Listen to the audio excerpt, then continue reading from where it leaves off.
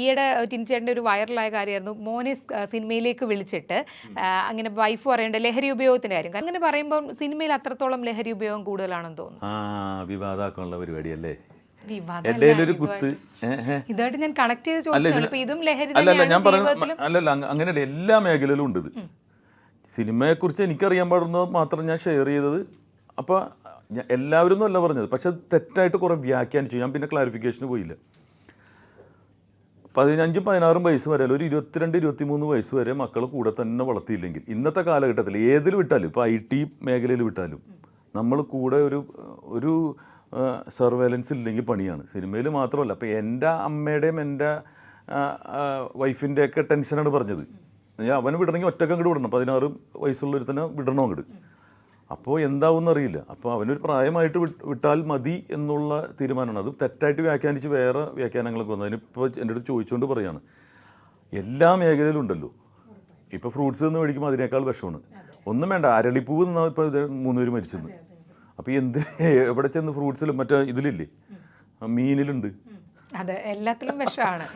എന്താണ് ഇപ്പോൾ ഏറ്റവും കൂടുതൽ കിഡ്നി പ്രോബ്ലംസ് വന്നുകൊണ്ടിരിക്കുക. എന്തോരം, ഞാനിപ്പോൾ 2 കിഡ്നി പ്രശ്നം ഞാൻ ഫേസ്ബുക്കിൽ ഷെയർ ചെയ്തിട്ടുണ്ട്. എൻ്റെ വീടിൻ്റെ തൊട്ടടുത്തുള്ളതാണ്. ഞാൻ നോക്കുമ്പോൾ എത്രയോ കിഡ്നിയുടെ കേസ് എന്നെ വിളിച്ചിട്ടൊന്ന് ഷെയർ ചെയ്യും അതിൻ്റെ ഇത് ചോദിക്കുന്നത്. അപ്പോൾ അത്രയും വിഷം. നമ്മുടെ ചുറ്റും രോഗാണുക്കളുണ്ട്. ഇപ്പോൾ ഒരു 3 ലക്ഷം രോഗാണുക്കളുണ്ടാവും, കാരണം കൊറോണയും ഇതൊക്കെ കഴിഞ്ഞിട്ട്. അപ്പോൾ ഇതിൻ്റെ ഇടയിൽ കൂടിയാണ് നമ്മൾ അതിജീവിച്ച് പോകുന്നത്.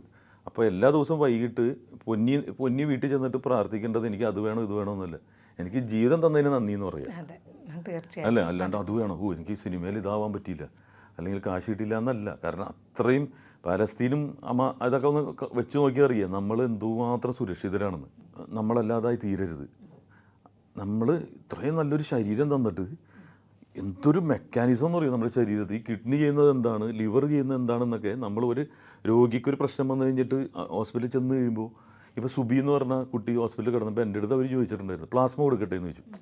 ഞാൻ കുറച്ച് ദിവസം അതുമായിട്ട് ബന്ധപ്പെട്ടു. അപ്പോൾ കൊടുത്തു. ഞാൻ വിചാരിച്ചെന്തോ ഓക്സിജൻ കൂടെ അല്ല മരുന്നാന്ന് വിചാരിച്ചത്. ഓരോ പ്ലാസ്മ കൊടുക്കട്ടെ എന്ന് പറയുമ്പോഴും 65,000 രൂപ വെച്ചിട്ടാണ്. പിന്നെയും ചോദിക്കുമ്പോൾ കൊടുത്തോട്ടെ, കൊടുത്തു അതിനെന്താണ്. പിന്നീടാണ് അറിയുന്നത് ഇത്രയും ഒരാൾ ഓക്സിജൻ പോലെ തന്നെയാണ് ലിവറിന് കൊടുക്കുന്ന ഒരു ഇതാണ്. അപ്പോൾ ഇത്രയും നല്ലൊരു ശരീരം നമുക്ക് ഉണ്ടായിട്ട് ഇത്രയും ഫങ്ഷൻ ചെയ്യുന്ന ഒരു ശരീരം നമ്മൾ വീണ്ടും നശിപ്പിക്കുകയാണ്.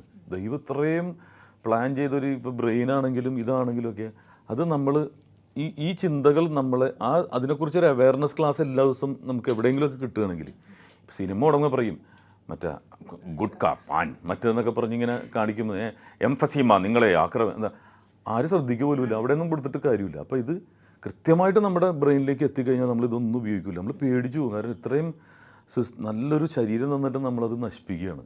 നല്ലൊരു ലൈഫ്, കുറച്ചൊരു ലൈഫാണ് ഉള്ളത് ഇവിടെ. ഇതൊന്നും നല്ല നിറത്തിൽ കാണാൻ പറ്റാണ്ടാവുക.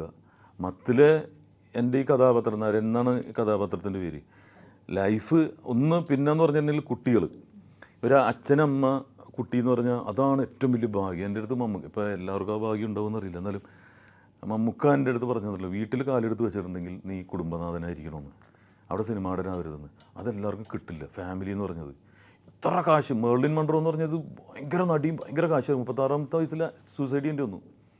ഹിറ്റ്ലർ എന്ന് പറഞ്ഞാൽ ലോകം മുഴുവൻ കീഴടക്കിയ ആൾ ആത്മഹത്യ ചെയ്യേണ്ടി വന്നു. അപ്പോൾ ഇവർക്കൊക്കെ എന്താണ്, ഒരു കുടുംബജീവിതം ഇല്ലായിരുന്നു. അതാണ് മെയിൻ. അപ്പോൾ നമുക്കൊരു കുടുംബം ഉണ്ടാവുക എന്ന് പറഞ്ഞാൽ അത് നമ്മൾ വളരെ സൂക്ഷിച്ച് കൈകാര്യം ചെയ്യേണ്ട ഒരു സെൻസിബിളായിട്ടുള്ളൊരു സംഭവമാണ്. അപ്പോൾ അത് നമ്മൾ വളരെ സുരക്ഷിതമായിട്ട്, അതൊരിക്കലും കിട്ടില്ല. അപ്പോൾ അത് ഇല്ലാണ്ടായി പോകുന്ന ഒരാളുടെ അവസ്ഥയാണ്. അതിലാണ് മത്തായി പോകുന്നത്.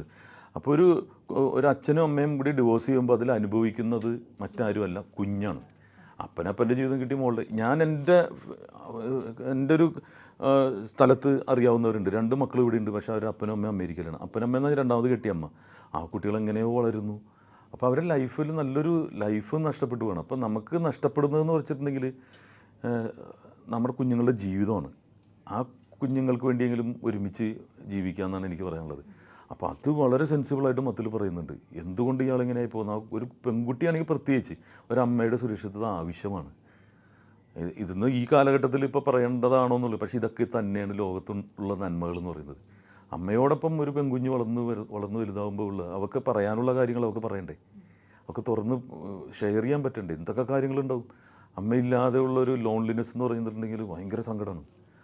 അത് അനാഥത്വം തന്നെയാണ്. അപ്പം സിനിമയിലാണെങ്കിലും എവിടെയാണെങ്കിലും എന്ത് ലക്ഷറി ആണെങ്കിലും കുടുംബം നമുക്ക് കിട്ടിയാൽ ഭാഗ്യമാണ്. അത് ദൈവത്തിൻ്റെ ഒരു അനുഗ്രഹമാണ്.